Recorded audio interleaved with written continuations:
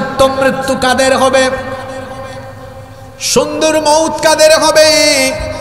সুন্দর মৌত কেবলমাত্র তাদের হবে যারা ঈমান এবং নেক আমলের উপরে অবিচল থাকে।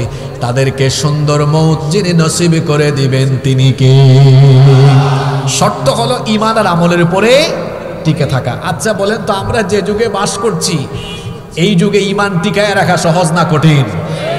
এত কঠিন। আল্লাহর নবী বলেছেন কিয়ামতের আগে আখিরি জামানায় ঈমান টিকিয়ে রাখা এত কঠিন হবে, জ্বলন্ত কয়লার উপরে দাঁড়িয়ে থাকা যতটা না কঠিন হবে, ঈমানের উপরে টিকে থাকা তার চাইতে আরো ভয়াবহ কঠিন হবে।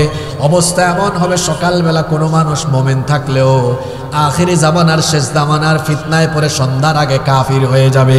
রাতের বেলা সন্ধ্যাবেলা ঈমান থাকবে, কিন্তু রাতের বেলা শয়তানি ফিতনায় লিপ্ত হয়ে সকালের আগে ঈমান হারা হয়ে যাবে। আজকে বলেন তো, ঈমান বিধ্বংসী সেই জাহিলি যুগের আধুনিক জাহিলি যুগের আধুনিক ফিতনা আমাদের সামনে পিছনে চতুর্দিকে এখন কম না বেশি? কিছুই লাগবে না আজকে আপনার ঈমান ধ্বংস করার জন্য, আপনার পকেটে থাকা মোবাইলটাই এনাফ, যথেষ্ট। এত সাংঘাতিক উপাদান এটা। যদি আপনি একটু এটার অপব্যবহার আরম্ভ করেন, চরিত্র নিকৃষ্ট হয়ে যাবে। নিচে নামতে নামতে লোকটা শয়তানেরও নিচের ক্যাটাগরিতে চলে যেতে পারে।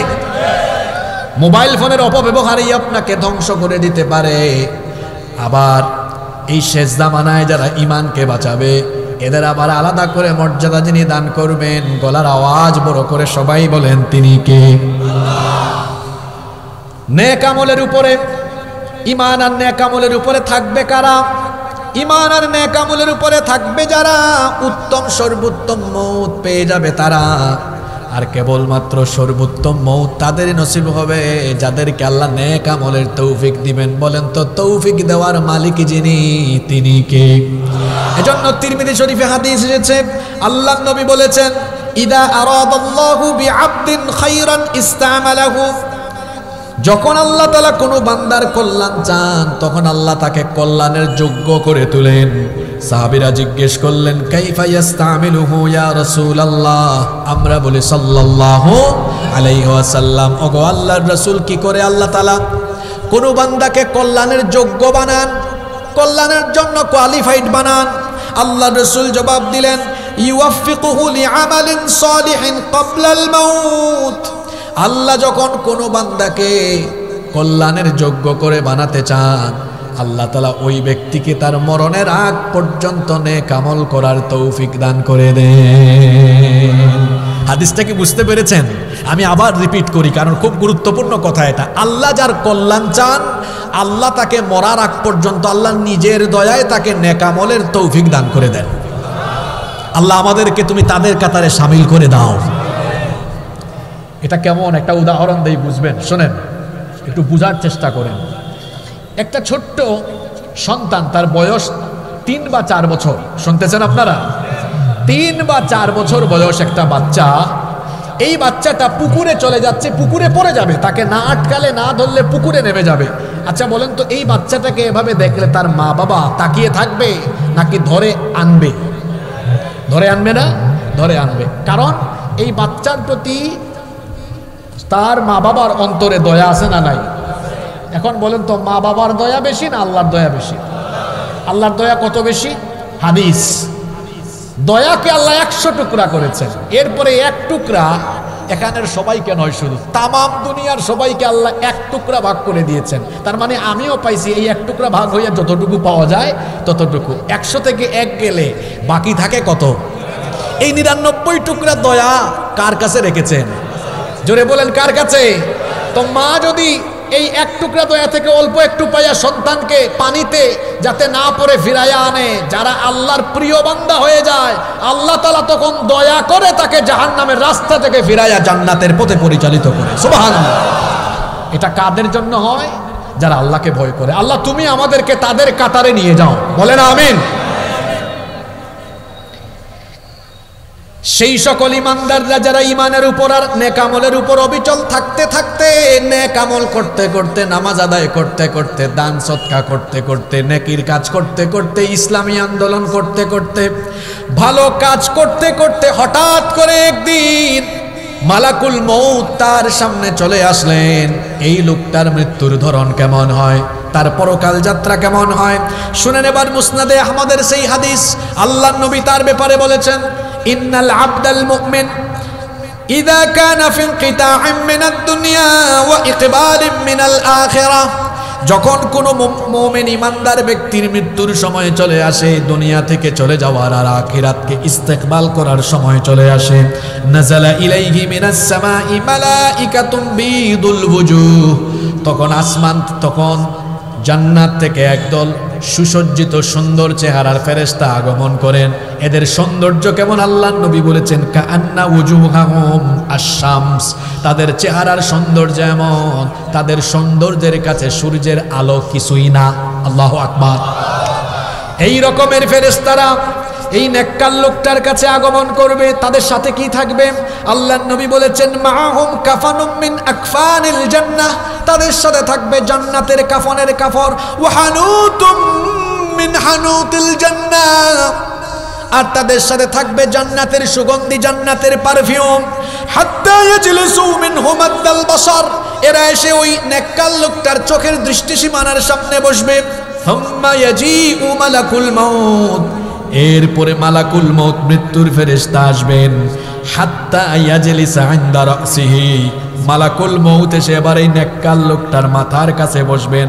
আসার পরে ধমকাবেন না, তিরস্কার করবেন না, আসার পরে সুন্দর করে একটা সালাম তাকে দিবেন। সুবহানাল্লাহ কইতে মন চাইল না। ফেরেশতা কি দেয়? এটা কোথায় আছে শোনেন, কুরআনুল কারীমের 16 নম্বর সূরা সূরাতুন নাহলের 32 নম্বর আয়াতে রব্বুল আলামিন বলছেন, আল্লাযীনা তাতাওয়াফাহুমুল মালাইকাতু তাইয়্যিবিনা ইয়াকুলুনা সালামুন আলাইকুম উদখুলুল জান্নাতা বিমা কুনতুম তা'মালুন। পবিত্র থেকে থেকে নেকির উপর থেকে থেকে যাদের মৃত্যুর সময় চলে আসে, ইয়াকুলুনা, ফেরেশতারা এদেরকে বলে, সালামুন আলাইকুম উদখুলুল জান্নাতা বিমা কুনতুম তা'মালুন। ফেরেশতা বলে, তোমাদের উপর সালাম, অভিবাদন, তোমাদের উপর আল্লাহর রহমত আর শান্তি নাজিল হোক। মালাকুল মউত এসে সালাম দেয়। সালাম দেওয়ার পরে বলে, আপনার জন্য সুসংবাদ, বলে, আইয়াতুহান নাফসুত তাইয়্যিবা, হে পবিত্র উৎকৃষ্ট আত্মা, উখরুজি ইলা মাগফিরাতিম মিনাল্লাহি ওয়া রিদওয়ান, আল্লাহর ক্ষমা সন্তুষ্টির উদ্দেশ্যে বের হয়ে আসো।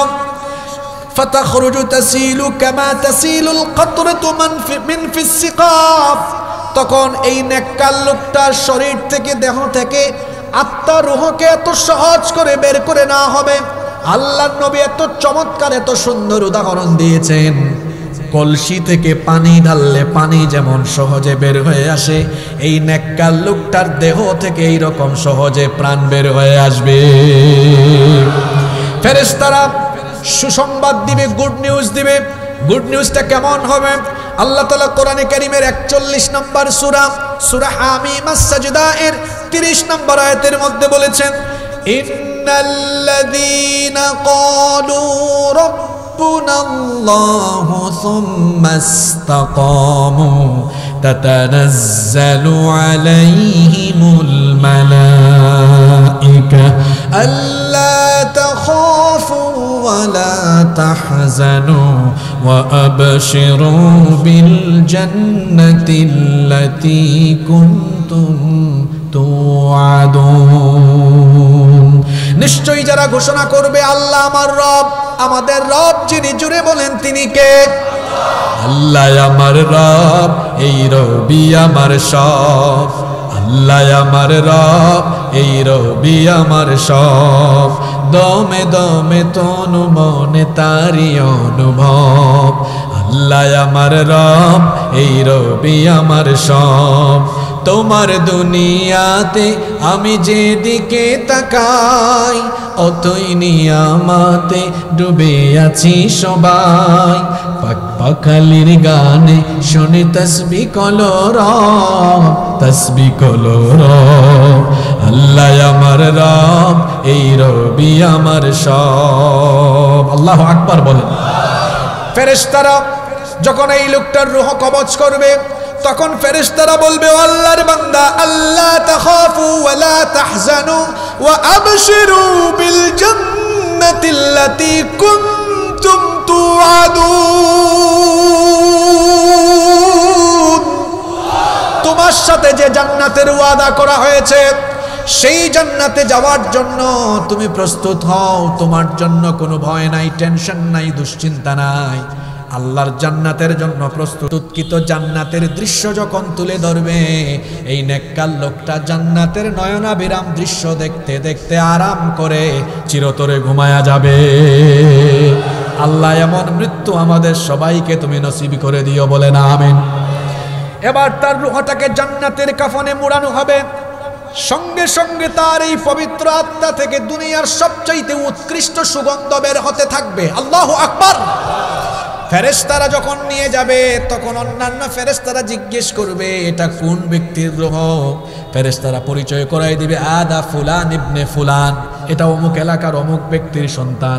লোকটা বড় ভালো ছিল, আজান হলি নামাজে সবার আগে লোকটা মাহফিলে যেত, কোরআন শুনতো, নিজে কোরআন তেলাওয়াত করতো, কোরআন শিখেছে, বুঝেছে, পড়েছে, আমল করেছে, অন্যায় অপকর্ম থেকে বিরত থেকেছে, হারাম উপার্জনের ধারে কাছেও যায় নাই। লোকটা তার মা বাপের খেদমত করেছে, শিক্ষককে সম্মান করেছে, বড়দেরকে সম্মান করেছে, ছোটদেরকে স্নেহ করেছে, কোনোদিন গুনাহ করে নাই। ঈমান আর নেক আমলের উপর অবিচল থাকতে থাকতে তার মরণ হয়েছে। এই অবস্থায় তার রূহকে আমরা নিয়ে যাচ্ছি, প্রথম আসমানে যাওয়া হবে, অনুমতি চাওয়া হবে, ফেরেশতারা সম্মানের সাথে অভিবাদন জানাবে। এই রকম করে তার রূহটাকে উপরের দিকে ইল্লিন পর্যন্ত নেওয়া হবে। ইল্লিন থেকে তারপরে বলা হবে, এবার তার রূহটাকে আবার তার কবরে ফিরায় দেওয়া হবে। এবার তার রূহটাকে কবরে আবার ফিরায় দাও। আর জান্নাতের ফেরেশতারা তখন আবারও তাকে সুস্বাগতম এভাবে জানাবে। কোরআনে কারিমে এই সুস্বাগতমের ধরনও আল্লাহ বলে দিয়েছেন। কোরআনে কারিমের 89 নম্বর সূরা সূরাতুল ফজরের 27 নম্বর আয়াত থেকে আল্লাহ বলছেন, তাকে তখন বলা হবে, যারা পারেন আমার সাথে পড়েন, ইয়া আইয়াতুহান নাফসুল মুতমাইন্নাতু তুরজিই ইলা রাব্বিকি রাদিয়াতাম মারদিয়া ফাদখুলি ফি ইবাদি ওয়াদখুলি জান্নাতি। বলা হবে, হে প্রশান্ত আত্মা, ইরজিই ইলা রাব্বিকি রাদিয়াতাম মারদিয়া, তোমার রবের সন্তুষ্টির উদ্দেশ্যে তুমি আসো, ফিরে আসো। ফাদখুলি ফি ইবাদি, আমার নেককার বান্দাদের কাতারে শামিল হও। ওয়াদখুলি জান্নাতি, আমার তৈরি করা জান্নাতের বাসিন্দা হয়ে যাও। গো রব, সেই জান্নাতি বান্দাদের কাতারে দয়া করে আমাদের সবাইকে সেদিন শামিল করে দিও। আরো আসতে বলে না আমিন। এই রকম ভালো মৃত্যু আমরা চাই কি চাই না? কষ্ট হচ্ছে আপনাদের? আমি কিন্তু মাঝখানে চলে আসছি আলোচনা, প্রথম পয়েন্ট শেষ করছি। দেয়ার আর 2 টাইপস অফ ডেথ। মৃত্যুর কয়টা ধরন আছে? নিকৃষ্ট আর আমরা উৎকৃষ্ট মরণ চাই কি চাই না? এবার আমি মাত্র 7টা পয়েন্ট সংক্ষেপে বলবো। এই উৎকৃষ্ট মৃত্যুর আবার 7টা আলামত আছে। কয়টা আলামত আছে? জোরে বলেন, কয়টা? আসেন তো সেই আলামতগুলা কি? এবার দেখবেন সমাজের বাস্তবতার সাথে ওয়াজ মিলবে। ঘুমাই গেছেন নাকি? উৎকৃষ্ট মৃত্যুর 1 নম্বর আলামত হলো, এই লোকটাকে আল্লাহ মৃত্যুর আগে দুনিয়াতে বেশি বেশি বালা মুসিবত দিয়ে পরীক্ষা করবেন। উৎকৃষ্ট মৃত্যু মানে শুধু এই না যে এই লোকটার কষ্ট, দুঃখ, দুর্দশা, রোগবালাই কিছুই থাকবে না, আরামে থাকবে, আরামে চলে যাবে, বিষয়টা এমন নয়। উৎকৃষ্ট মৌত পাওয়ার জন্য এই মৌতের আগে মুসিবত, বালা মুসিবতের জীবন থাকতে পারে, রোগ সুখ আসতে পারে, কঠিন নির্যাতন আসতে পারে, ফাঁসি আসতে পারে আল্লাহর তরফ থেকে। উৎকৃষ্ট মৃত্যুর প্রধান নমুনা হলো, মৃত্যুর আগে তার জীবনকে আল্লাহ বালা মুসিবত দিয়ে ভরপুর করে দিবেন। আর দুনিয়া সিজনুল লিল মুমিন ওয়া জান্নাতুল লিল কাফির। এই দুনিয়া হলো মুমিনের জেলখানা, আর কাফিরের জন্য এটা কি? কথা বুঝতেছেন না? কাফিরের জন্য এটা জান্নাত, আর মুমিনের জন্য দুনিয়া কষ্টের জায়গা। মুমিন দুনিয়ায় থাকে আর জান্নাতে যাওয়ার অপেক্ষা করে। সে অপেক্ষা করে কখন এই পচা দুর্গন্ধযুক্ত দুনিয়া ছেড়ে আল্লাহর জান্নাতে আমরা যাব। আল্লাহু আকবার। উৎকৃষ্ট মৃত্যুর 1 নাম্বার নমুনা হলো মরণের আগে তার জীবনে বালা মুসিবত পরীক্ষা থাকবে, কম না বেশি। এবার আসেন সরাসরি হাদিস শরীফ থেকে শুনি। বুখারী শরীফের হাদিস, আল্লাহর নবী বলেছেন, মান ইউরিদিল্লাহু বিহি খায়রান ইউসিবু মিন, আল্লাহ যে ব্যক্তির কল্যাণ চান সেই ব্যক্তির জীবনে মুসিবত, পরীক্ষা, বালা মুসিবত, দুঃখ দুর্দশা, কষ্ট দেন বেশি। তার মানে আল্লাহ যাকে ভালোবাসেন যত বেশি তাকে পরীক্ষা করেন তত। অনেক মানুষ বলে এই লোকটারে জেলখানা এত বছর ঢুকায় রাখছে, এই লোকটারে ফাঁসি দিছে, মনে হয় তলে তলে কিছু করছে। আপনি উল্টা বুঝছেন। আল্লাহ যাকে বেশি পছন্দ করেন তার জীবনে আল্লাহ বেশি বেশি মুসিবত দেন না কম দেন? জোরে বলেন, কম না বেশি? আমাদের জীবনে এরকম মুসিবত আসতে পারে, ভালো মৃত্যুর নিদর্শন হিসাবে আসতে পারে। আপনারা এই জন্য প্রস্তুত আছেন না নাই? হ্যাঁ, এখন সুসময়। এই সুসময় যে সব সময় থাকবে এটা নাও হতে পারে। হতে পারে কঠিন সময় আসবে, রক্ত দেওয়া লাগতে পারে, জীবন দেওয়া লাগতে পারে, ইমানি পরীক্ষায় অবতীর্ণ হওয়া লাগতে পারে। কিন্তু একজন মুমিন সে কখনো ঈমানকে বিসর্জন দিবে না। প্রয়োজনে সে তার জীবনকে হাসি মুখে আল্লাহর রাস্তায় অকাতরে বিলিয়ে দিবে, তাও সে কখনো কোনো জালিমের সাথে অন্যায়ের আপোষ করবে না। আল্লাহ এই জাতের ঈমান আমাদেরকে দান করে দাও। ভালো মৃত্যুর 1 নাম্বার নমুনা, মুসিবত আসবে কিন্তু আমরা হাসি মুখে বরণ করে নিব। সুবহানাল্লাহ পড়বেন না? আল্লাহর নবীকে একবার প্রশ্ন করা হলো, এই হাদিসটা এসেছে তিরমিজি শরীফে। নবীজিকে জিজ্ঞেস করা হলো, প্রশ্ন করা হলো, আইয়ুন নাসি আশাদ্দু বালাআন, সবচাইতে বেশি ইমানি পরীক্ষা কাদের কাছ থেকে না হয়েছে? সবচেয়ে বেশি কঠিন পরীক্ষা কারা দিয়েছেন? আল্লাহর নবী তখন বললেন, আল আম্বিয়া, সবচাইতে বেশি ইমানের পরীক্ষা দিয়েছেন আমরা না নবীরা? আপনি কি পরীক্ষা দিয়েছেন? কয়েকদিন জেলে থাকছেন, আয়না ঘরে থাকছেন। আর নবীদের পরীক্ষাটা কেমন ছিল শোনেন। জাতির পিতা তো আগুনের পরীক্ষায় অবতীর্ণ হয়েছেন। জাতির পিতাকে অনেকে আছে জোর করে জাতির ঘাড়ে জাতির পিতা চাপিয়ে দিতে চায়। জোর করে জাতির ঘাড়ে জাতির পিতা চাপিয়ে দেওয়া যায় না। জাতির পিতা ইব্রাহিম আলাইহিস সালামকে বানিয়েছেন কে? মহিলার মতো আওয়াজ দিলেন কেন? জাতির পিতা ইব্রাহিম আলাইহিস সালামকে বানিয়েছেন কে? মিল্লাতা আবিকুম ইব্রাহিম হুয়া সাম্মাকুমুল মুসলিমিন, তোমাদের মিল্লাতের পিতা হলেন ইব্রাহিম। ইব্রাহিম আলাইহিস সালাম আগুনের পরীক্ষা দিয়েছেন। আমার নবী তো তায়েফে দান্দান মুবারক শহীদ করেছেন, উহুদের ময়দানে। উহুদে দান্দান শহীদ করেছেন, তায়েফের ময়দানে নিজের শরীরের রক্ত ঢেলে দিয়েছেন। সবচাইতে বেশি ইমানের পরীক্ষা দিয়েছেন আমরা না উম্মত না নবীরা? জোরে বলেন কারা? আল্লাহর নবীকে প্রশ্ন করা হলো, সবচেয়ে বেশি ইমানি পরীক্ষা দিয়েছেন কারা? আল্লাহর নবী বললেন, আম্বিয়া ও আলাইহিমুস সালাম, নবীরা সবচেয়ে বেশি পরীক্ষা দিয়েছেন। বলা হলো এরপরে কারা? নবীজি বললেন, সুম্মাল আমসালু বিল আমসাল, সুম্মাল আমসালু ফাল আমসাল, অতঃপর মর্যাদার দিক থেকে তার পরবর্তীগণ, তারপরে তার পরবর্তীগণ। আর পরীক্ষার ধরনটা কেমন হয়, ক্লাসিফিকেশনটা কেমন হয়? আল্লাহর নবী বললেন, ফায়ুবতালার রাজুলু আলা হাসাবি দীনি, যার দিনদারিতা যত বেশি তার পরীক্ষার মাত্রাও তত। তার মানে ঈমান যার যত শক্ত, ঈমান যার যত কঠিন, তার পরীক্ষার মাত্রাও তত কঠিন। এই জন্য দেখবেন যারা অন্যায়ের সাথে আপোষ করে না, ঈমানের উপরে টিকে থাকে, এদের উপরে কঠিন নির্যাতন নিপীড়ন নেমে আসে। কিন্তু যতই নিপীড়ন আসুক না কেন, আমরা কখনো মাথা নোয়াবো না, কারণ আমরা কেবলমাত্র মাথা নোয়াই একজনের কাছে। জুড়ে বলেন তিনি কি?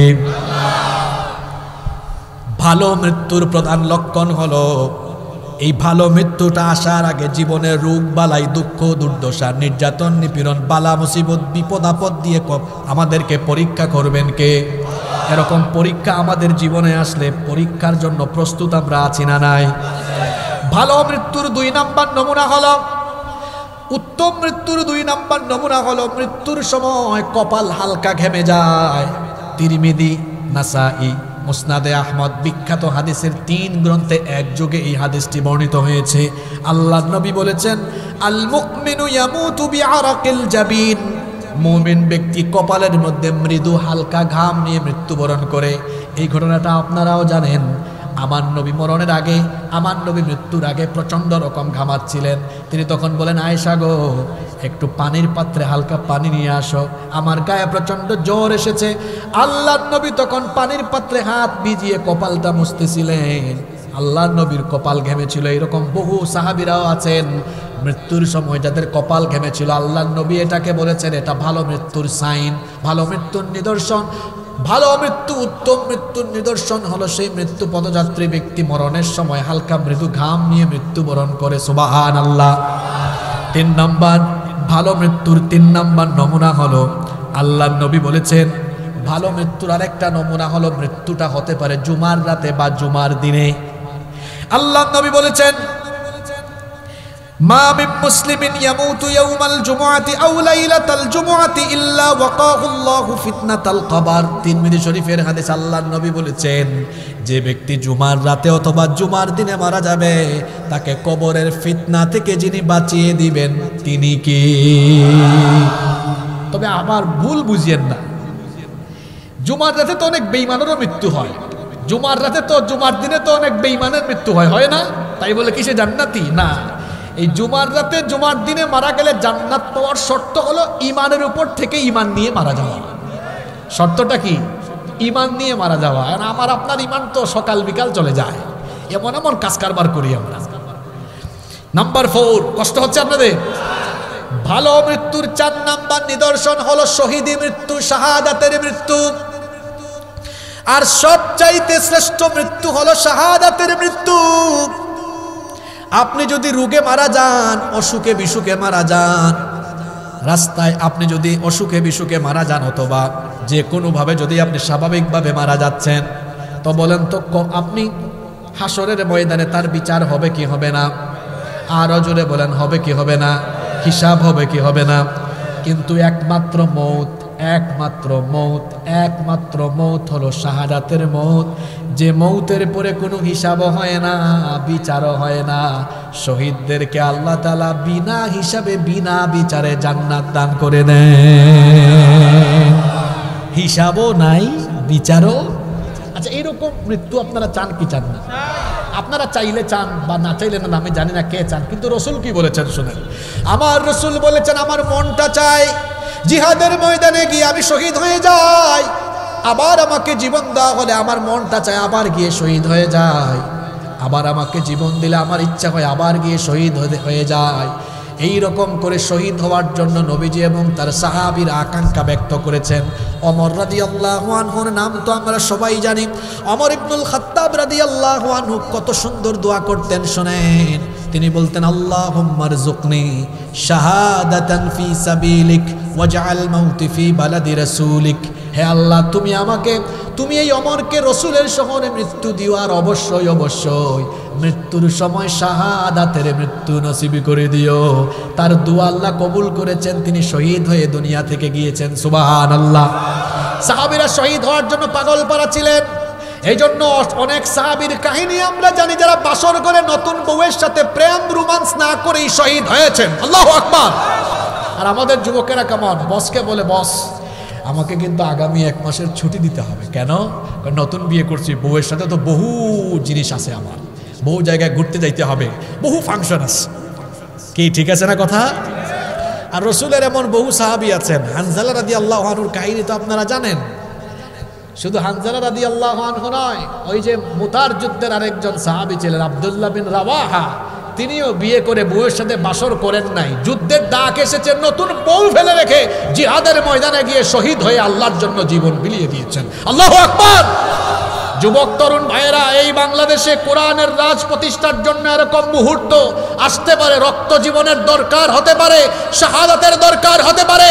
যদি রক্ত জীবন আর শাহাদাতের দরকার হয়, আল্লাহর রাহে জীবনকে কুরবান করে দিতে কারা কারা রাজি আছেন? আল্লাহরে হাত দেখা।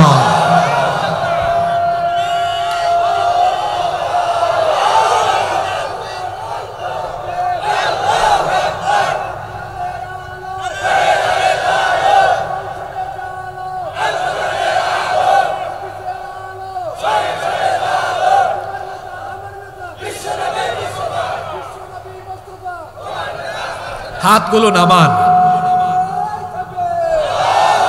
এবার আমাকে বলেন, হাতটা কি মন থেকে তুলছেন? এবার সুসংবাদ শুনেন, এখানে যদি শহীদ কেউ নাও হন, আল্লাহ রসুল বলেছেন, মান সাআলাল্লাহু শাহাদাতি বিসিদকিন বাল্লাগাহুল্লাহু মানাজিলাশ শুহাদাই ওয়া ইম্মাতা আলা ফিরাশিহি। আল্লাহ রসুল বলেছেন, দিলে যদি সত্যি সত্যি যদি শাহাদাতের আকাঙ্ক্ষা, আশা থাকে, এই লোকটা যদি শহীদ নাও হয়, দিলের মধ্যে আশা থাকার কারণে মরার পরে আল্লাহ বলবেন, এই লোকটাকে শহীদ হিসাবে মর্যাদা লিখে রাখো। সুবহানাল্লাহ। হাত যারা তুলছেন মন থেকে তুলছেন তো? আমি তো আমার দুয়ায় সব সময় বলি, শেষে সব সময় বলি, আল্লাহ শাহাদাতের মৌত দিও, কারণ এই মৌত তো শ্রেষ্ঠ মৌত, হিসাবও নাই বিচারও।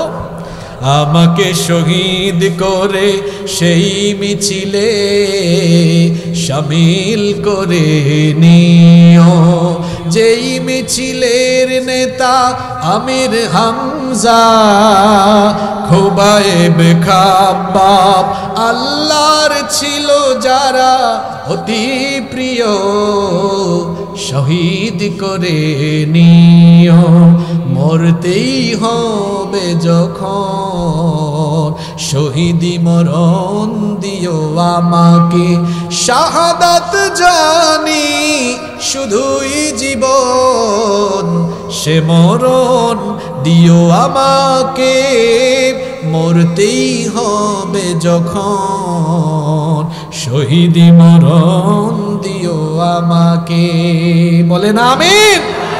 শাহাদাতের মৌত উত্তম মৃত্যুর একটা নমুনা, আর শাহাদাতের মৌত হলো শ্রেষ্ঠ মৌত। শাহাদাতের মাধ্যমে যারা মৃত্যুবরণ করে তাদেরকে মৃত বলতে আল্লাহ নিষেধ করেছেন, এবং তাদের ব্যাপারে আল্লাহ কোরআনে কারীমের 3 নম্বর সূরা আলে ইমরানের 169 নম্বর আয়াত থেকে বললেন, ওয়ালা তাহসাবান্নাল্লাযীনা কুতিলু ফি সাবিলিল্লাহি আমওয়াতাম বাল আহইয়াউন ইনদা রাব্বিহিম ইউরযাকুন। আর যারা আল্লাহর পথে জীবন বিলিয়ে দেয় তাদেরকে তোমরা খবরদার মৃত বলো না, বরং তারা হলো জীবিত, কিন্তু তোমরা এটা বুঝতে পারো না। এরা হলো জীবিত, এবং এদেরকে যিনি রিজিক দান করেন, গলার আওয়াজ বড় করে বলেন তিনি কে? তাহলে উত্তম মৃত্যুর 4 নম্বর নমুনা হলো শহীদি মৃত্যু। তবে আল্লাহর রাস্তায় জিহাদের মাঠে গিয়ে শহীদ না হয়েও এমন কিছু মৃত্যু আছে যেই অবস্থায় মারা গেলে শহীদি মৌতের মর্যাদা পাওয়া যায়। এই রকম কিছু মৌত আছে, সেগুলো কি? আবু দাউদ শরীফের হাদিস, মুয়াত্তা মালিকের মধ্যে ওই হাদিসটি এসেছে। আল্লাহ রসুল বলেছেন, আল মাতউনু শহীদ, মহামারীতে আক্রান্ত হয়ে যারা মারা যায় তারাও শহীদের মর্যাদা পাবে। ওয়াল গরিকু শহীদ, আবার যারা পানিতে ডুবে মারা যায় তাদেরকেও শাহাদাতের মর্যাদা দিবেন কে? ওয়া সাহিবু যাতিল জানবি শহীদ, পক্ষাঘাতে যারা মারা যায় তারাও শহীদ। ওয়াল মাবতুনু শহীদ, আবার পেটের পীড়ায় যারা মারা যায় তারাও শহীদ। ওয়া সাহিবুল হারিকি শহীদ, আগুনে পুড়ে দগ্ধ হয়ে যারা মারা যায় তাদেরকেও শাহাদাতের মর্যাদা দেন কে? ওয়াল্লাযী ইয়ামুতু তাহতাল হাদামি শহীদ, আবার যারা বিল্ডিং এর চাপায় পড়ে প্রাচীর ধসে মারা যায় তারাও শহীদ। ওয়াল মারআতু তামুতু বিজুমইন শহীদ, বাচ্চা জন্ম দিতে গিয়ে যে মহিলা মারা যায় ওই মহিলাকেও শহীদ বলেছেন মুহাম্মদ, আমরা বলি সাল্লাল্লাহু। আবার আল্লাহর নবী অন্য হাদিসে আরো বলেছেন, মান কুতিলা দুনা মালিহি ফাহুয়া শহীদ, যে ব্যক্তি তার নিজের মাল সম্পদ রক্ষার জন্য শহীদ হবে সেও শহীদি মর্যাদা পাবে। ওয়া মান কুতিলা দুনা দীনিহি ফাহুয়া শহীদ, আবার যারা দিন রক্ষার জন্য শহীদ হবে, দিন রক্ষার জন্য জীবন দিবে তারাও শহীদ। এই বাংলাদেশে দিন রক্ষার জন্য, দিন প্রতিষ্ঠার জন্য জীবনের দরকার হলে জীবন দিয়ে দিলে শহীদ হিসাবে গ্রহণ করে নেবেন কে? এজন্য আমরা প্রস্তুত আছি না নাই? ওয়া মান কুতিলা দুনা দামিহি ফাহুয়া শহীদ, আত্মরক্ষার জন্য আত্মরক্ষা করতে গিয়ে যে ব্যক্তি নিহত হবে তাকেও শহীদ বলেছেন মুহাম্মদ, আমরা বলি সাল্লাল্লাহু। ওয়া মান কুতিলা দুনা আহলিহি ফাহুয়া শহীদ, নিজের পরিবার পরিজনকে বাঁচাতে গিয়ে যে নিহত হবে সেই ব্যক্তিকেও শহীদ বলেছেন মুহাম্মদ, আমরা বলি সাল্লাল্লাহু আলাইহি ওয়াসাল্লাম। এই যে হাদিসে এতগুলো মানুষের কথা, প্রায় 9-10 প্রকারের মানুষের কথা বলে ফেলেছি। এরা যদি জিহাদেও শহীদ না হয়, এই অবস্থায় মারা গেলে শহীদি মর্যাদা এদেরকে যিনি দান করে দিবেন তিনি কে? আবার যারা আল্লাহর জন্য, আল্লাহর দ্বীনের প্রয়োজনে ইসলামী রাষ্ট্রের সীমানা পাহারা দিতে গিয়ে কিংবা দায়িত্বশীলের কথা শুনতে গিয়ে যদি পাহারার দরকার হয় আর সে যদি পাহারা দেয়, ওই ব্যক্তিকেও শহীদের মর্যাদা দিয়ে দিবেন কে? মুসলিম শরীফের হাদিস, আল্লাহর নবী বলেছেন, রিবাতুন ইয়াউমিন ওয়া লাইলাতিন খায়রুম মিন সিয়ামি শাহরিন ওয়া কিয়ামিহি। আল্লাহর নবী বলেছেন, আল্লাহর রাস্তায় আল্লাহর দ্বীনের জন্য প্রয়োজন পড়লে কেউ যদি 1 রাত অথবা 1 দিন পাহারা দেয়, সেটা 1 মাসের রোজা কিংবা 1 মাসের তাহাজ্জুদের চাইতেও উত্তম। সুবহানাল্লাহ। আল্লাহর নবী আরো বলেছেন, ওয়া ইম্মাতা জারা আলাইহি আমালুহু আল্লাযী কানা ইয়ামালুহু ওয়া উজরিয়া আলাইহি রিজকুহু ওয়া আমিনাল ফাত্তান। আল্লাহর নবী বলেছেন, যদি এই ব্যক্তি পাহারা দিতে গিয়ে মারাও যায়, সেই ব্যক্তির আমলের ধারা কখনো বন্ধ হবে না, কবরে গিয়েও সওয়াব তার চলতে থাকবে। শুধু তাই নয়, তাকে আল্লাহ শাহাদাতের রিজিক দান করে দিবেন এবং কিয়ামতের দিন আযাব আর গজবের সকল ফিতনা থেকে বাঁচিয়ে তাকে যিনি জান্নাত দান করে দিবেন তিনি কে? কয়টা পয়েন্ট বলছি? 4টা বলছি। কয়টা? 4টা। ভালো মৃত্যুর 5 নাম্বার নমুনা হলো সৎ আমলের উপর থাকা, নেকির কাজ করতে করতে মারা যাওয়া। এজন্য মুসনাদে আহমদে হাদিস এসেছে, আল্লাহর নবী বলেছেন, মান ক্বালা লা ইলাহা ইল্লাল্লাহু ইবতিগা ওয়াজহিল্লাহি খুতিমা লাহু বিহা দাখালাল জান্নাহ। আল্লাহর নবী বলেছেন, যে ব্যক্তি লা ইলাহা ইল্লাল্লাহর ঘোষণা দিয়ে এর উপর অবিচল থেকে যার হুসনে খিতাম হয়, যার জীবন শেষ হয়, তাকে জান্নাত দিবেন কে? আবার শুনেন, ও বেনামাজি ভাইয়েরা, নামাজ আর ছাইরেন না, কথাটা শুনেন। ওয়ামান সাল্লা সালাতান ইবতিগা ওয়াজহিল্লাহ খুতিমা লাহু বিহা দাখালাল জান্নাহ। আল্লাহর নবী বলেছেন, যে ব্যক্তি আল্লাহর সন্তুষ্টির জন্য নামাজ আদায় করে আর নামাজি হয়ে মৃত্যুর সময় আসে নামাজি হয়ে যে ব্যক্তি দুনিয়া থেকে যায়, ওই ব্যক্তিকেও যিনি জান্নাত দিয়ে দিবেন তিনি কে? ও আমার যুবক ভাই, যে ঈমান আপনাকে ঘর থেকে বের করে মসজিদে আনতে পারে না, এই দুর্বল ঈমান আপনাকে জান্নাতের ধারে কাছেও নিতে। ফজরের সময় ঘুমায় থাকেন আর জোহরের সময় ঘুম থেকে উঠে কেমন করে ঘুমাও তুমি, কেমন করে ঘুমাও তুমি, ফজর করে কাজা, এমন তো হতে পারে জোহরে জানাজা। হতে পারে কি পারে না? খবরদার নামাজ ছাইরেন না। আল্লাহর নবী বলেছেন, যার মধ্যে নামাজ নাই তার মধ্যে ঈমান নাই। রাত 1টা পর্যন্ত ওয়াজ শুনে গিয়েছে, ফজরের নামাজে হাজির হয় নাই, তার এই ওয়াজ শোনার কোনো ফায়দাই নাই। ওয়াজ হলো নফল, নামাজ হলো ফরজ। ওয়াজ আগে না নামাজ আগে? রাগ কইরেন না, এখানে বহু আল্লাহর কুতুব আছে এশার নামাজ পড়ে নাই কিন্তু ওয়াজ শুনতেছে এখনো পর্যন্ত। আমার ঠিকও বলছে, কেমন ভদ্র মানুষ। খবরদার খবরদার খবরদার, নামাজ ছাড়বেন না, নামাজ ছাড়বেন না। মহিলা প্যান্ডেলে যে মা বোনেরা আছেন, খবরদার আমার বোনেরা, নামাজ ছাড়বেন না। একজন মুমিনের প্রধান ডিউটি, প্রথম দায়িত্ব হলো নামাজ। আল্লাহ আমাদেরকে নামাজি বানিয়ে দাও।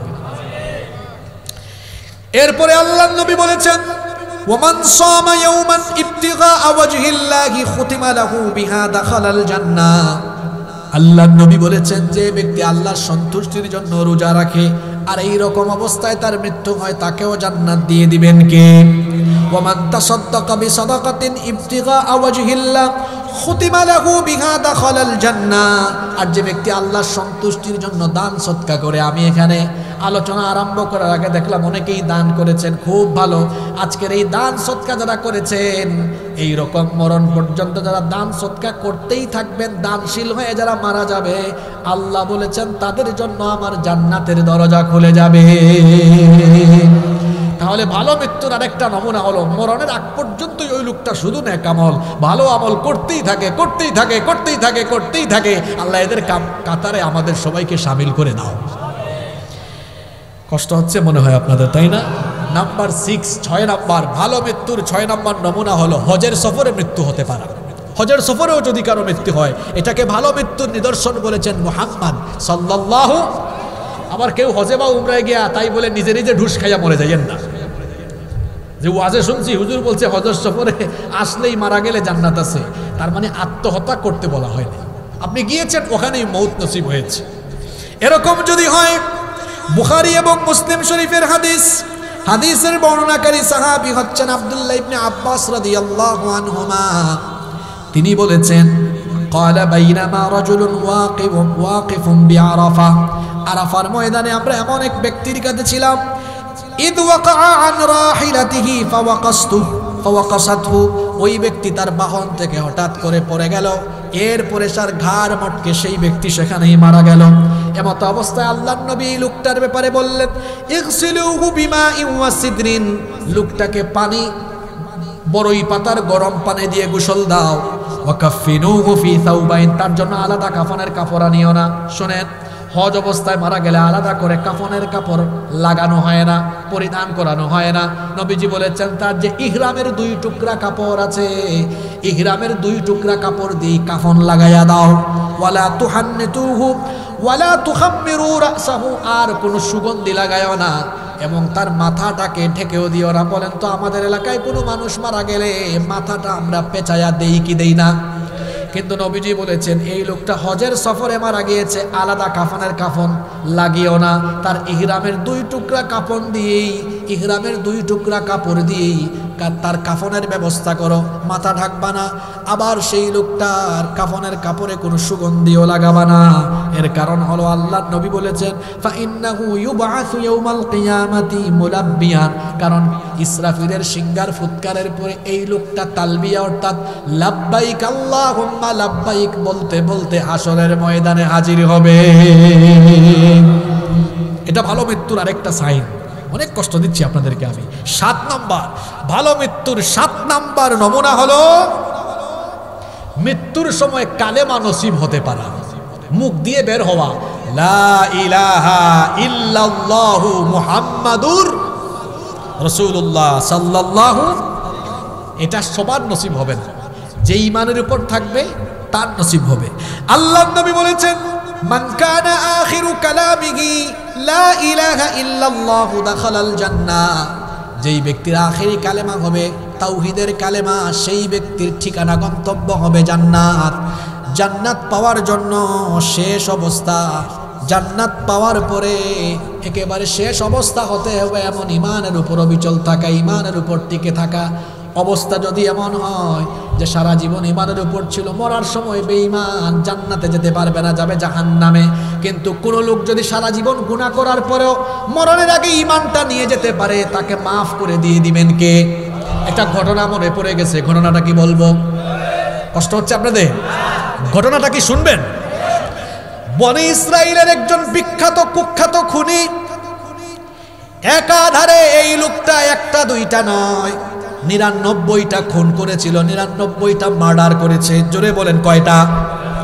99টা খুন করার পরে লোকটার মনের মধ্যে অনুশোচনা আসলো, লোকটার মনের মধ্যে অনুতপ্ততা বোধ আসলো। সে গেল খ্রিস্টান পাদ্রির কাছে, গিয়ে বলল আমি 99টা খুন করেছি, আমি এখন ভালো হতে চাই, ভালো হওয়ার কি রাস্তা আছে নাকি? পাদ্রি বলল না, তোমার তো ভালো হওয়ার কোনো রাস্তা নাই। লোকটার উঠছে রাগ, রাগের মাথায় এই পাদ্রিকেও খুন করেছে। আগে ছিল 99, এখন যুগ হয়েছে আরো একটা, মোট হইল কয়টা?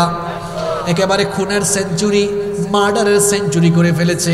এরপরে একজন আলেমের কাছে গেল, যাওয়ার পরে বলল আমি তো অনেক বড় পাপী, 100 মার্ডার করে ফেলেছি আমি, কিন্তু আমি এখন আল্লাহর পথে ফিরে আসতে চাই, আমি ভালো হতে চাই, আমি আর গুনার পথে পাপের পথে থাকতে চাই না। আমার মনের মধ্যে অনুশোচনা এসেছে, ভালো হওয়ার কোনো পথ আছে নাকি? সে আলেম তখন তাকে বললেন অবশ্যই আছে, তুমি হতাশ হয় না, কারণ আল্লাহ তো কোরআনেই বলে দিয়েছেন قل يا عبادي الذين أسرفوا على أنفسهم لا تقنطوا من رحمة الله إن الله يغفر الذنوب جميعا إنه هو الغفور الرحيم। নিজের উপর জুলুম করে ফেললে, পাপ করে ফেললে, গুনাহ করে ফেললে হতাশ হয়ে যাও না। যতই গুনাহ থাকুক না কেন, আমাদের গুনার পরিমাণ যত বেশি, আল্লাহর দয়ার পরিমাণ তার থেকে কম না বেশি? আলেম বললেন অসুবিধা নাই, তওবা করো, মাফ চাও, তাহলে মাফ করে দিবেন কে? খেয়াল করে ঘটনাটা শোনেন। এই লোকটা তওবা করলো। তওবা করার পরে আলেম তাকে বললেন, যেহেতু তুমি তওবা করেছো, অবশ্যই তওবা কবুল হয়ে গেলে আল্লাহ তোমার পিছনের সব গুনাহ মাফ করে দিবেন। সুবহানাল্লাহ। এই লোকটাকে তখন আলেম বললেন, শোনো, তুমি তোমার এলাকায় যেও না, কারণ তোমার এলাকায় খারাপ মানুষের সংখ্যা বেশি। ভালোর সাথে থাকলে ভালো, খারাপের সাথে থাকলে আপনি আতরের দোকানে ঢুকবেন, আতর যদি না কিনে 15 মিনিট আতরের দোকানে থেকে বের হয়ে যান, দেখবেন শরীরের সাথে আতরের গন্ধ থাকবে।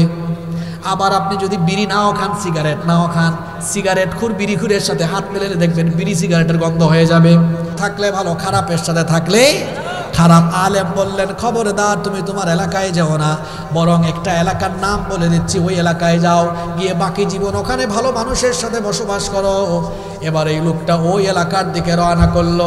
লোকটা কিছু দূর যেতেই অল্প একটু পথ গিয়েছে, মালাকুল মউত এসেছে, লোকটার মরণ হয়েছে। এবার কোনো মানুষ যখন মারা যায়, একটু আগে হাদিস শুনেছেন, পাপী হলে জাহান্নামের ফেরেশতা আসে, নেককার হলে জান্নাতের ফেরেশতা আসে। কিন্তু এই লোকটা মারা যাওয়ার পরে দেখা গেল জান্নাতের ফেরেশতাও এসেছে, জাহান্নামের ফেরেশতাও চলে এসেছে। জান্নাতের ফেরেশতারা জিজ্ঞেস করছে জাহান্নামের ফেরেশতাদেরকে, তোমাদের এখানে কাজ কি, তোমরা আসছো কেন? জাহান্নামের ফেরেশতারা জান্নাতি ফেরেশতাকে বলে, তোমরা আসছো কেন? এখন জান্নাতি ফেরেশতা বলে, লোকটা তওবা করেছে, এজন্য এসেছি, তাকে আল্লাহ মাফ করে দিয়েছেন, তোমরা আসছো কেন? জাহান্নামের ফেরেশতারা বলে, লোকটা 100 মার্ডার করেছে, জাহান্নামে নিতে এসেছি। দুই গ্রুপের ফেরেশতা তর্ক আরম্ভ করেছে। মধ্যস্থকারী আল্লাহ আরেকজন ফেরেশতা পাঠালেন, বললেন, শোনো, দুই গ্রুপ তর্ক করো না। এই লোকটাকে আলেম যে বলেছিলেন একটা ওই ভালো এলাকার দিকে যাওয়ার জন্য, দেখো তো লোকটা যেই জায়গায় মৃত্যুবরণ করেছে ওই জায়গা থেকে ওই এলাকার দূরত্ব কম না বেশি? যদি এলাকার দূরত্ব কম হয়, তাহলে এই এলাকার দূরত্ব যদি কম হয়, তাহলে লোকটাকে জান্নাতি ফেরেশতারা নিয়ে যাও, আর দূরত্ব যদি বেশি হয় তাহলে জাহান্নামে নিয়ে যাও।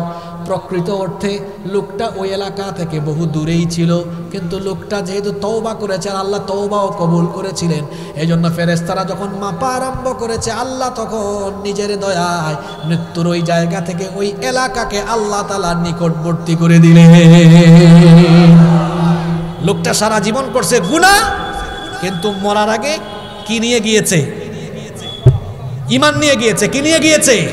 এরকম বহু মানুষ আছে খুব নামাজি, মরার সময় সুদ খাইয়া মরছে। এরকম সুদখুর তো রংপুরে নাই। সারা জীবন অনেক সুদখুর আছে, দেখবেন 5 ওয়াক্তের নামাজি, আপনাদের গ্রামে হয়তো নাই। আমি বহু জায়গায় দেখেছি নামাজি সুদখুর, একদম কোথায় নামাজে দাঁড়ায় জানেন? হুজুরের ঠিক পিছনে। আবার ওই জায়গায় দখল করা, কাউরে বসতেও দেয় না, কেউ বসলে মাইন্ড করে, কয় তুই আমার জায়গায় বসত কেন? অনেকে মসজিদে জায়গা দখল করে, আপনাদের এলাকায় হয়তো নাই, আমাদের সিলেটে এগুলো আছে, এদিকেও আছে না? দেখবেন তার নির্দিষ্ট প্লেস, ওখানে কেউ বসলে কয় ভাই তুমি এখানে বসছো কেন, এটা আমার জায়গা তো। আসে না? আল্লাহ এগুলো থেকে আমাদেরকে হেফাজত করেন। তাহলে বলছিলাম, ঈমান নিয়ে বেঁচে থাকাটাই শুধু যথেষ্ট নয়, ঈমান নিয়ে মরতে পারা হলো সফলতা। আল্লাহ ঈমান নিয়ে বাঁচার, ঈমান নিয়ে মরার তৌফিক দাও। আর কষ্ট দিব না, শেষ দিকে চলে আসছি। আমরা প্রথমে কি বললাম? মৃত্যুর 2 প্রকার। পরে কি বললাম? ভালো মৃত্যুর 7টা সাইন, নিদর্শন। এবার আমার শেষ পয়েন্ট।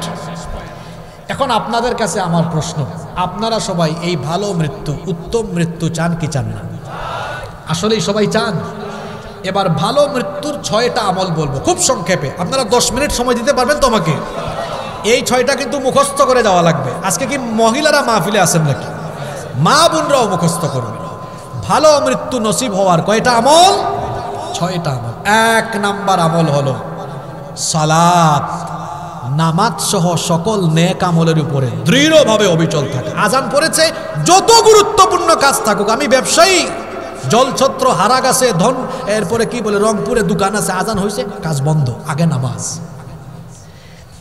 আমি খেতে গিয়েছি, জমিনে গিয়েছি, হাল চাষ করছি, ফসলের মাঠে কাজ করছি, আজান হয়েছে, কাজ বন্ধ, আগে নামাজ। ওই যে 10 মিনিট আগে একটা হাদিস পড়ছিলাম, নামাজ, রোজা, দান, সদকা, অর্থাৎ নেকামল করতে করতে মালাকুল মউত হাজির হলে এরকম নেকামল করে যারা দুনিয়া থেকে যায়, এই ভালো মৃত্যুর মাধ্যমে তাদের জন্য জান্নাতের দরজা ওপেন হয়ে যায়।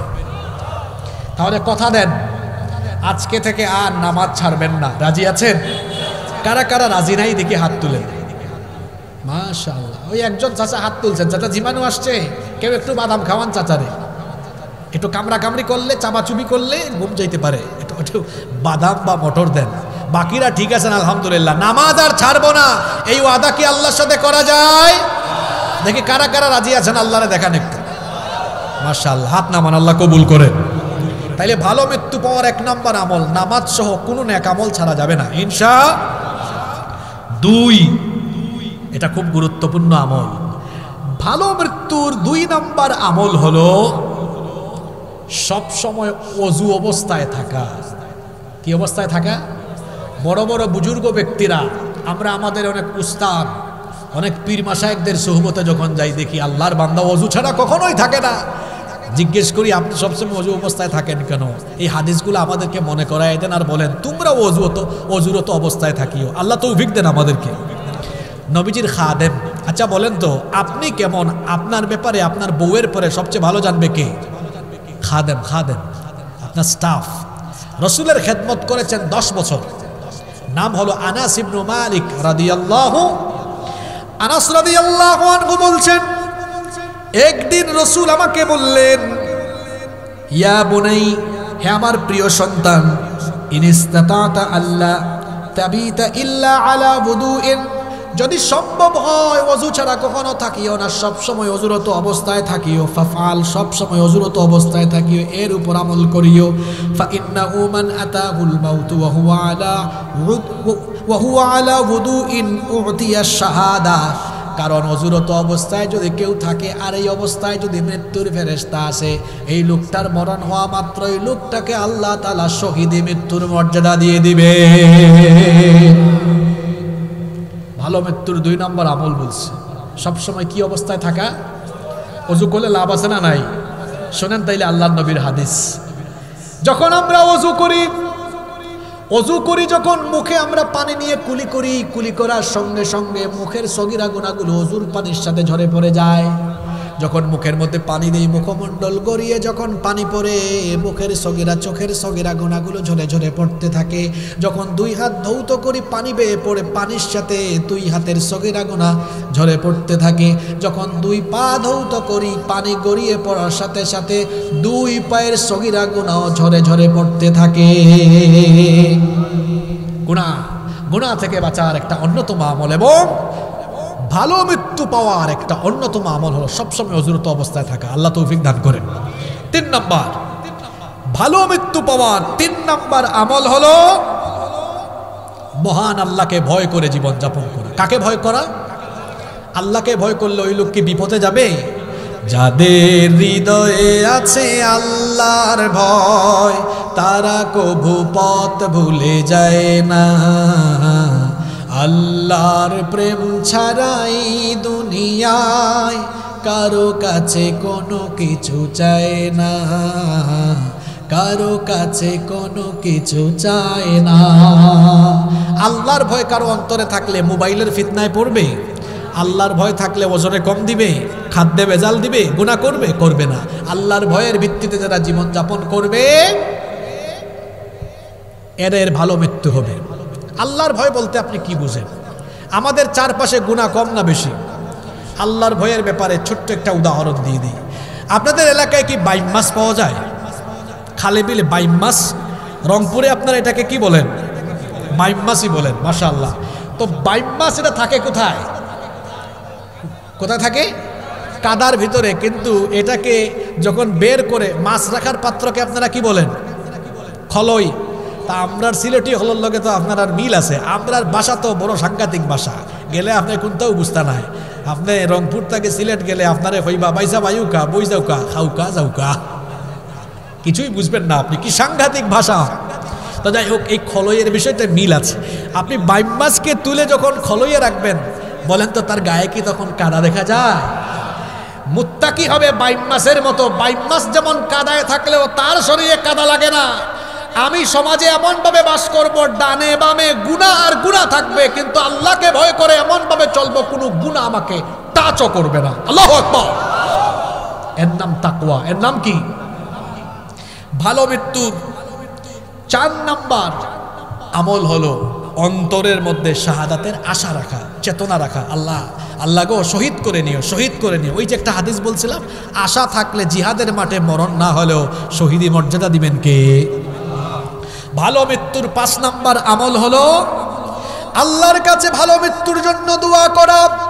নামাজ তো আপনারা সবাই পড়েন, এই আমলটা শিখে যান। আল্লাহর নবী বলেছেন আপনারা যে নামাজের শেষ বৈঠকে একেবারে শেষে দুআয়ে মাসুরা পাঠ করেন, সেটা তো সবাই জানেন। আল্লাহুম্মা ইন্নী যালামতু নাফসি যুলমান কাসীরা ওয়া লা ইয়াগফিরুদ যুনুবা ইল্লা আনত ফাগফিরলি মাগফিরাতাম মিন ইনদিকা ওয়ারহামনি ইন্নাকা আনতাল গফুরুর রহিমের পরে সালাম ফিরায় আসসালামু আলাইকুম। নবীজি বলেছেন না, সালাম ফিরায়ও না, এতটুকু হইলে নামাজ হয়, অসুবিধা নাই।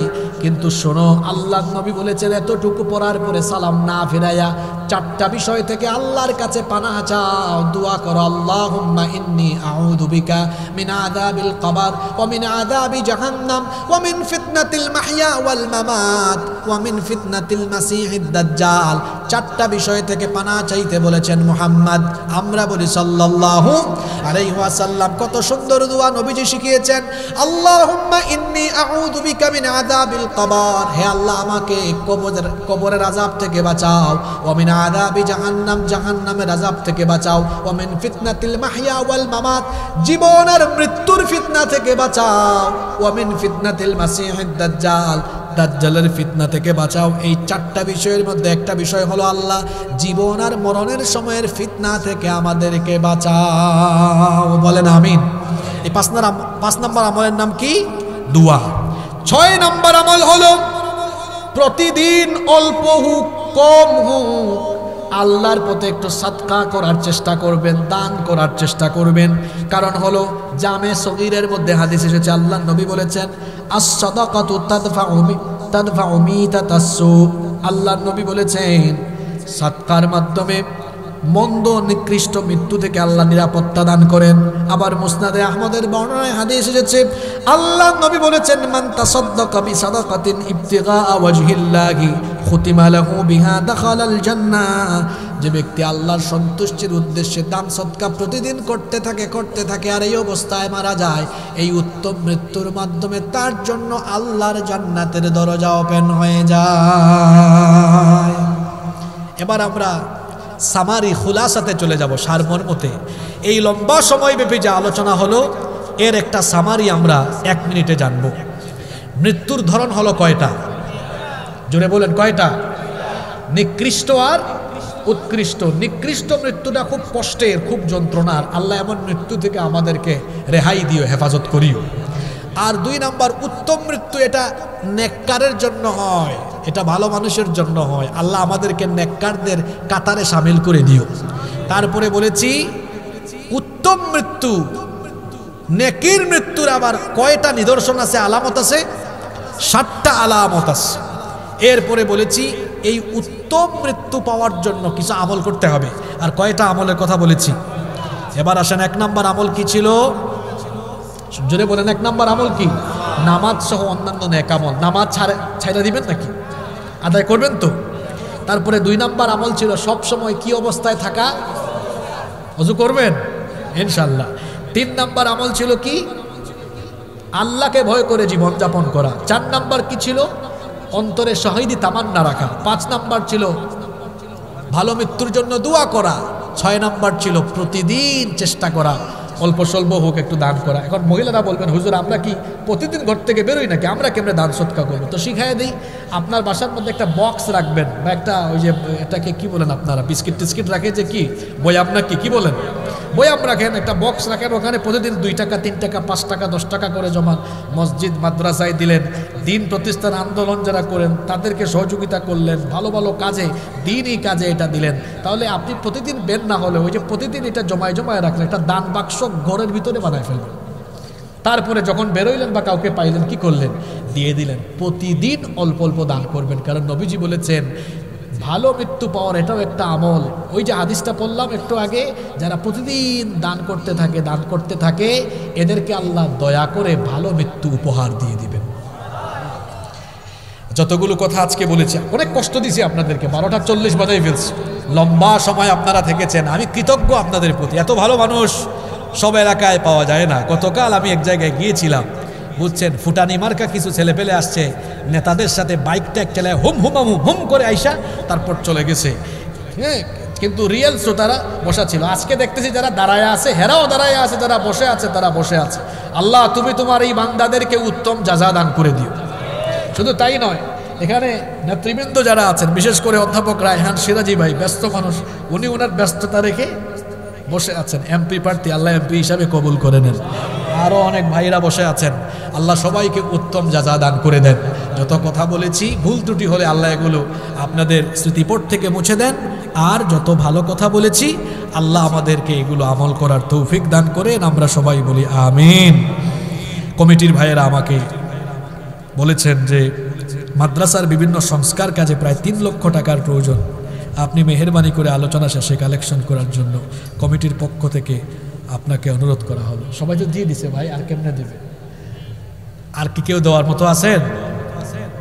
হ্যাঁ, আমি তো ভাই দান যদি করতে হয় আপনাকে বলতে হবে কেন? আমার নিজের একটা মাদ্রাসা আছে, আমার নিজের আছে, আমি পরিমাণ বললাম না, কিন্তু 1/2 কোটির বেশি আমরা দিয়ে দিয়েছি, কেউ জানেও না। তা আপনাকে এরকম বুঝতে হবে কেন? চাচা দান দেন না 10,000 50,000 দান করবেন, আপনারে গুতাইতে হবে কেন? দান করলে লাভটা কার? আপনার। আরেকটা বিষয় বলে যাই, মাদ্রাসাগুলোকে স্বাবলম্বী করেন।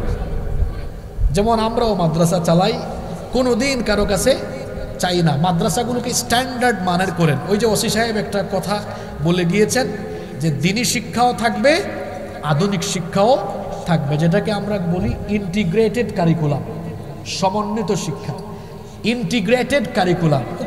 কুরআন হাদিস পড়লে একটু ইংরেজি বলতে পারে না, ও কম্পিউটারে মাউস ধরতে জানে না, তো আধুনিক যুগে দাওয়াতি কাজ করবে কেমনে? ও তো হাবা গুবার মতো হা করে তাকায় থাকবে, ওকে সব জানতে হবে। এজন্য প্রতিটি মাদ্রাসায় ইন্টিগ্রেটেড কারিকুলাম চালু করবেন আপনারা। আমি রায়হান সিরাজি ভাইকে অনুরোধ করে যাব, যেহেতু আপনি এই এলাকার জনপ্রতিনিধিত্ব করেন, আগামীতেও করবেন, এই এলাকায় যতগুলো প্রতিষ্ঠান আছে এগুলোকে বহুমাত্রিক শিক্ষা ব্যবস্থাপনা করে দেওয়ার মতো ব্যবস্থা আপনারা করবেন। এটা দরকার আছে এখন। এই যে স্কুলে পড়ে ছেলেরা কোরআন শুদ্ধ করে পড়তে পারে না, এদের সিলেবাস অপূর্ণ। আবার মাদ্রাসায় পড়ে আরবি পারে, ইংরেজি জানে না, কম্পিউটার জানে না, এরাও অপূর্ণ। 2 গ্রুপই অপূর্ণতায় আছে। এই উভয় সংকটকে কাটিয়ে ওঠার জন্য দরকার এখন ইন্টিগ্রেটেড কারিকুলাম, ইন্টিগ্রেটেড মাদ্রাসা দরকার, ইন্টিগ্রেটেড স্কুল দরকার। আমাদের স্কুল দরকার, মাদ্রাসা দরকার, কিন্তু এগুলো ইন্টিগ্রেটেড কারিকুলাম হবে। সব শিক্ষা থাকবে, ও সব জানবে।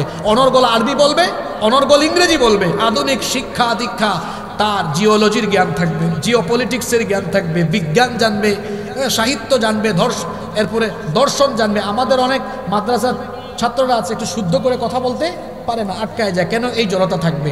একদম প্রমিত বাংলা বলবে, আবার ব্রিটিশ উচ্চারণে ইংরেজি বলার মতো কোয়ালিটিতে যেতে হবে। তো আমি ভাইদেরকে অনুরোধ করব, মাদ্রাসাগুলোকে আপনারা স্বাবলম্বীকরণ করেন। মাদ্রাসায় ফি সিস্টেম চালু রাখেন, ফি। আর এতিমদের জন্য তো অবশ্যই একটা ব্যবস্থা রাখবেন। এতিমদের জন্য আমরা আলাদা একটা কি রাখতে পারি? ব্যবস্থা রাখতে পারি। ব্যবস্থাপনাকে আমরা উন্নত করব ইনশাআল্লাহ। মাহফিল কমিটির কোনো কথা থাকলে, বক্তব্য থাকলে আমরা শুনব, না থাকলে আমরা সরাসরি মোনাজাতে চলে যাব। সভাপতি সাহেবের কোনো কথা আছে? মাশাআল্লাহ, মোনাজাতের আগে আরেকজন দিয়েছেন, আল্লাহ কবুল করেন। আমরা বলি আমিন। যদি মোনাজাত